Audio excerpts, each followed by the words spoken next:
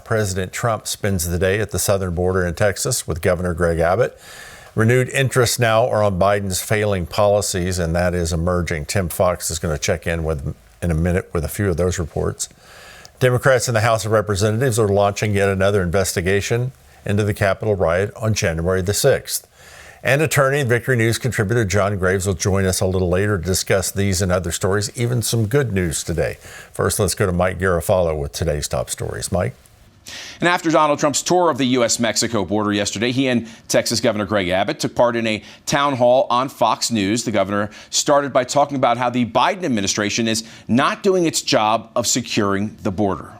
The first error that the Biden administration is making is they have abandoned the rule of law. They are not enforcing the immigration laws that have been passed by Congress. And hence, we have this complete open border policy.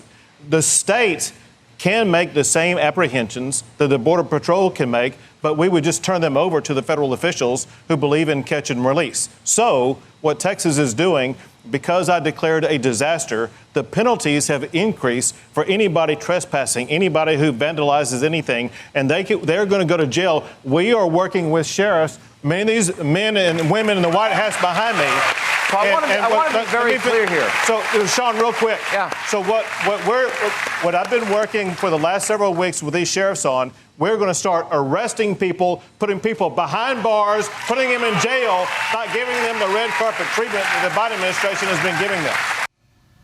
And former President Trump commented on how his policies and the wall had really made a difference, stemming the flow of illegal immigrants into the U.S. We had it largely stopped, and in 2 months, 3 months, they ended. Stay in Mexico was so great. Stay in Mexico. They couldn't stay in this country, and they ended it.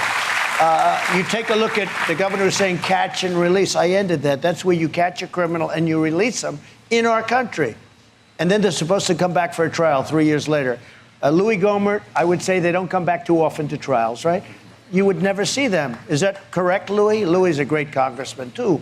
And he's the only one that might be even tougher than us on the board, right? But I will say this, look, we had the relationship. Everything was good. You need the federal government. They need help from the federal government. I gave it to him times 10, and we did it.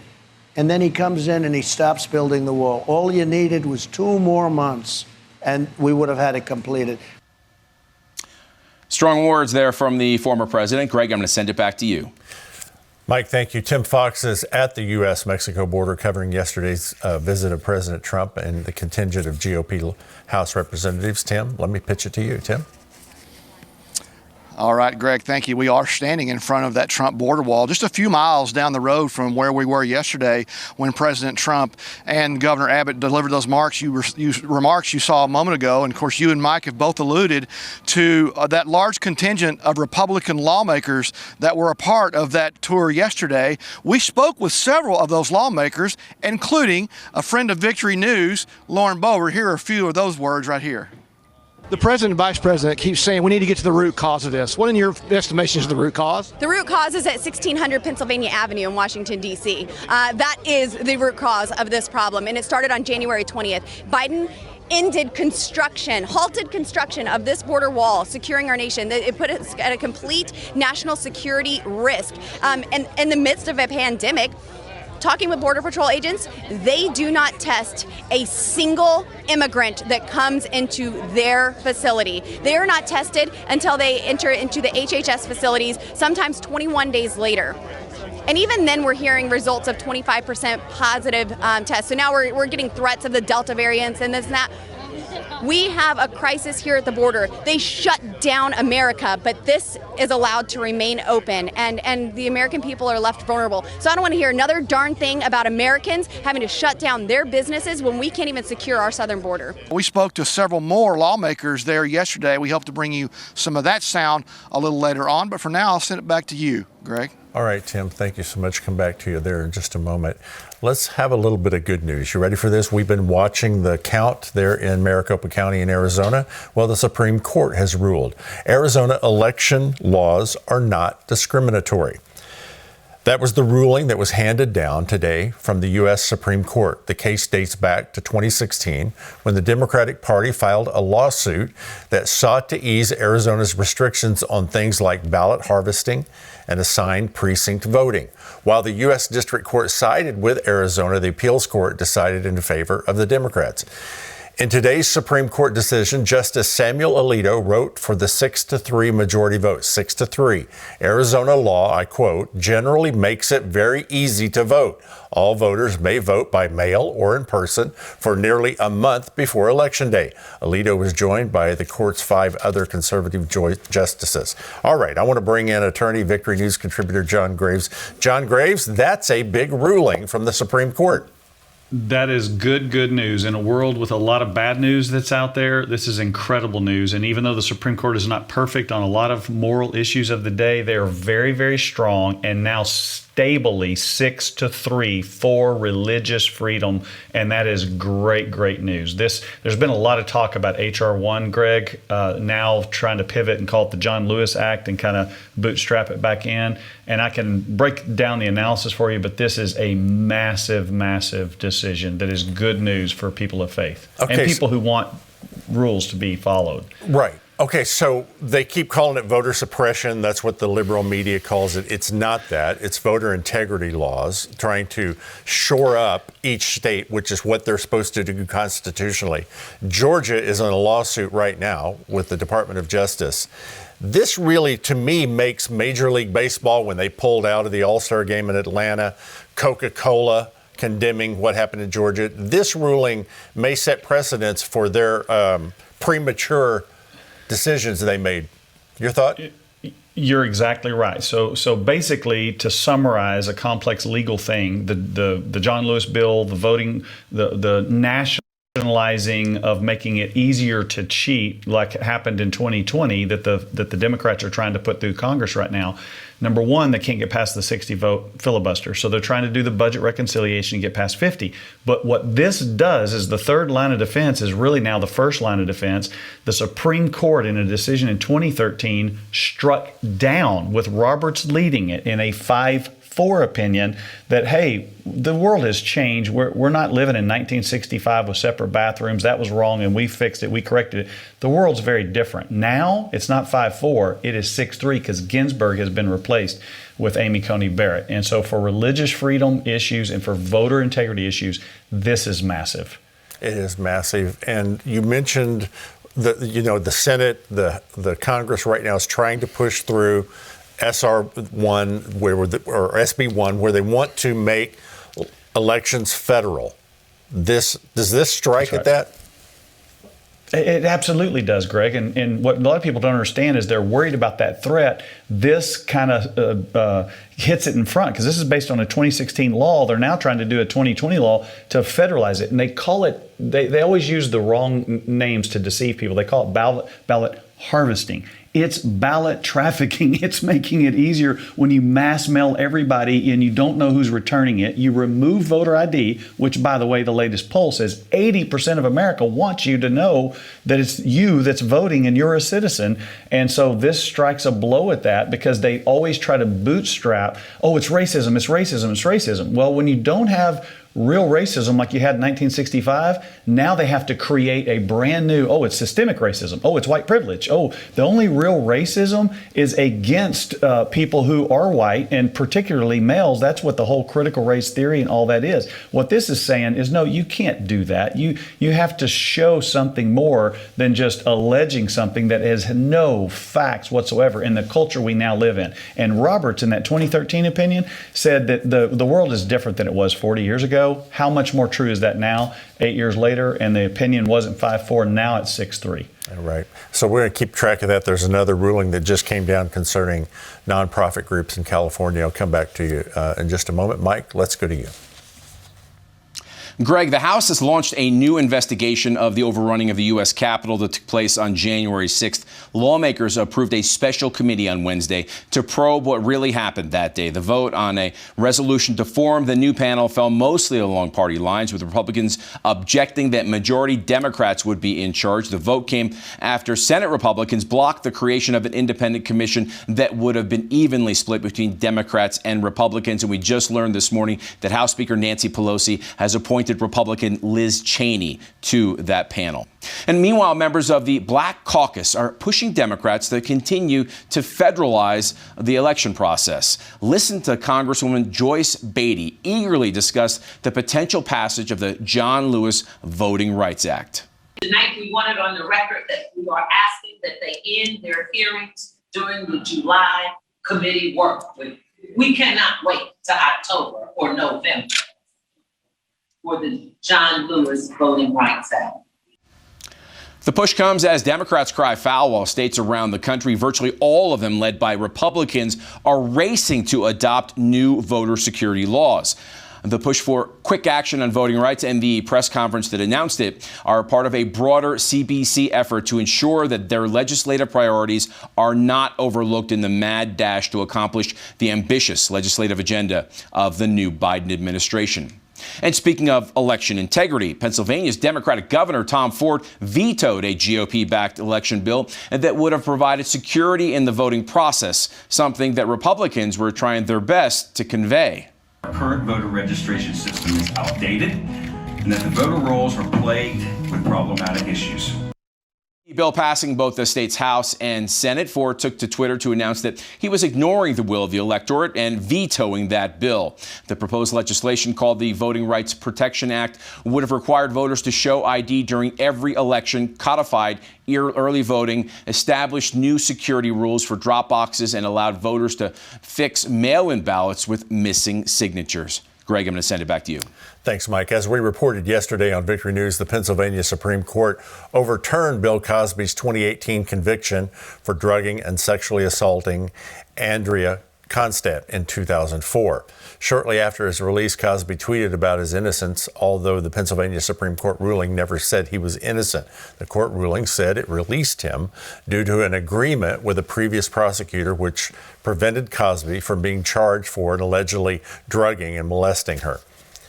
And in Second Amendment news, worshipers in Florida with concealed permits can now carry firearms to their church, synagogue, or mosque for defensive purposes. Governor Ron DeSantis on Tuesday signed House Bill 259 into law. It took effect immediately. The measure also applies to places of worship that have schools. According to Breitbart, opponents of HB 259 argued that it's a fallacy that a good guy with a gun stops a bad guy. John Graves, let me bring you in here. We've seen history prove that a good guy with a gun can stop a bad guy. We actually just saw that a year ago, right, in Texas, where a man came into a church, started shooting a lot of people, and actually an older gentleman who was a firearms safety instructor had his weapon in the church and stopped that man from murdering many other people in the church. It's churches and schools, which is what this Florida, kudos to Governor DeSantis again, schools and churches a lot of times are like a fish in a bubble. They literally are going to the bowl and just shooting them if they can't defend themselves. And we've talked about schools are now starting to do that. Hallsville superintendent has led that charge with guardians, where they put people in the school to protect children. And there's no reason we shouldn't be doing that in churches too. All right, we just had a story there about the Congressional Black Caucus wanting a federal election bill to get through, and now they've renamed it. The states set the elections. It's states, according to the Constitution. A Constitution, that's exactly right. And what they're trying to do, we kind of covered this in the early story, they're trying to say, well, we like the way this last election went, so we want to federalize now and overrule all the states.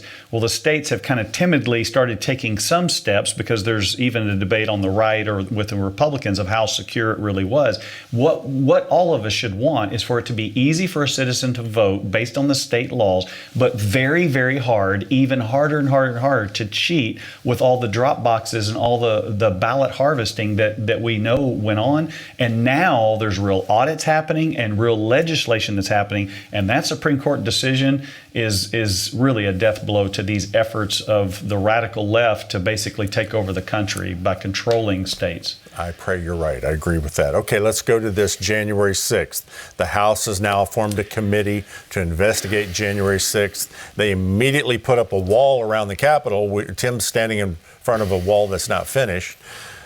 I kept wondering, John, why do they keep comparing this to 9/11? Why 9/11? Is it because we started surveilling terrorists differently and now they're using that same surveillance technique against American citizens? That's a great point. You went straight to the root of the issue. They use 9/11 instead of just tracking bad guys. They now can track everybody, law-abiding citizens. And so the more they want to get a police state and socialism and Marxism, that's what's at root of all of these different efforts.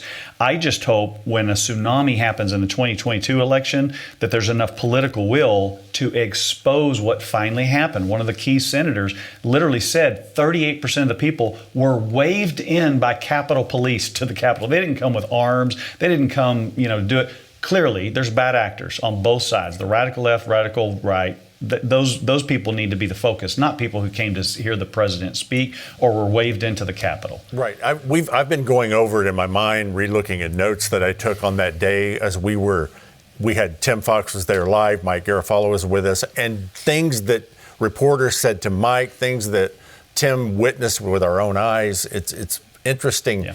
That's what's making me think there's something more to this than just investigating. There's no doubt. There's no doubt. There's tons of stories where the FBI was trying to plant people to try to agitate it. We now know that BLM and Antifa had people planted there that helped bust in the thing. Those have now been exposed, but nobody covers it. The mainstream media doesn't want to cover it. And so, I had friends and family, they came to hear a president give a speech. They didn't come there with arms. They didn't come there to destroy something. They literally wanted justice, and people are still crying out for justice of the last election. They just wanted a fair audit. If it was the most secure election in history, then show us. And both sides should want that. Yeah. All right, John, thank you so much for that analysis. Let's go back to Mike Garofalo. Mike?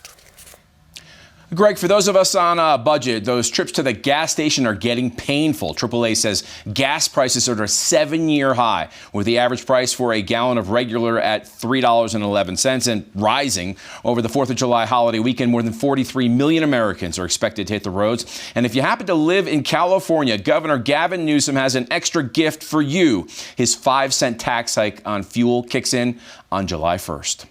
Today. Also, according to UPI, some stations won't have any gasoline to sell due to a shortage of delivery drivers up against the holiday demands for fuel. And a cache of more than 5,000 pounds of illegal fireworks was seized at a South Los Angeles home. It was detonated during a planned explosion Wednesday evening, but something went wrong. The blast damaged nearby homes and cars and injured more than a dozen people. At least 9 were said to be police officers. Police say the bomb squad was in after a tip led them to seize some 5,000 pounds of illegal made, homemade, and China manufactured pyrotechnics. One man was arrested on suspicion of possessing fireworks and destructive devices, also on suspicion of child endangerment because 2 children were found at the home, police said. Now, some of the fireworks appeared to be large mortar-sized devices used for commercial purposes. And Donald Rumsfeld, the 2-time defense secretary and 1-time presidential candidate who had a reputation as a skilled bureaucrat and visionary, died on Tuesday. After the terror attacks of 9/11, Rumsfeld oversaw the U.S. of Afghanistan and toppling of the Taliban regime. In a statement Wednesday, Rumsfeld's family said he was surrounded by family in his beloved Taos, New Mexico. After retiring in 2008, he headed the Rumsfeld Foundation to promote public service and to work with charities that provided services and support for military families and wounded veterans. Donald Rumsfeld was 88 years old. And Greg, I got an opportunity to interview him about 20 years ago at the Air Force Academy graduation in Colorado Springs. And what a stand-up public servant. Back to you. Yeah, he did serve this nation well and will be missed. John Graves, let me bring you back in here as we close this out today. Get your thoughts as we hear the whole synopsis of the news this morning. I think a lot of constitutional issues and victories on the First Amendment, the Second Amendment, but one of the big stories we didn't elaborate on was the border. And I think the border is a crisis, whether you're on the right politically or on the left politically. It's a security issue. It's a health issue of letting COVID in. We let all the other countries in, or stop all the other countries from coming in without tests. Citizens can't even come back in without tests, but we're letting illegals come in without tests. But it's also a humanitarian crisis. It's a crisis in drug explosion and sex trade. And so the church needs to be praying over the border issue. That is really a humanitarian crisis that on both reasons we need to be fighting for that.